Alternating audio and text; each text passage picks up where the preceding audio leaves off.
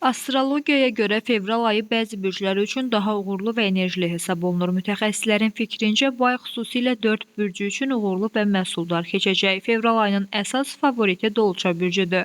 Ayın böyük hissəsi Dolça mövsümünə təsadüf etdiyindən bu bürcün nümayəndələri həm şəxsi inkişaf, həm də karyera sahəsində ön plana çıxacaqlar. Yeni layihələrə başlamaq və mühüm qərarlar vermək üçün əlverişli zaman hesab olunur. Astroloji proqnozlara görə ayın ikinci yarısı balıqlar bürcü üçün uğurlu olacaq. Xüsusilə yaradıcılıq, maliyyə və münasibətlər sahəsində müsbət dəyişikliklər gözlənilir. Balıqların intuisiya gücünün artacağı qeyd edilir. Fevral ayında şanslı bürclər sırasında buğa da yer alır. Mütəxəssislər bildirirlər ki, buğalar üçün iş və gəlir mövzusunda irəliləyişlər mümkündür. Uzunmüddətli planların reallaşdırılması üçün uyğun şərait formalaşa bilər.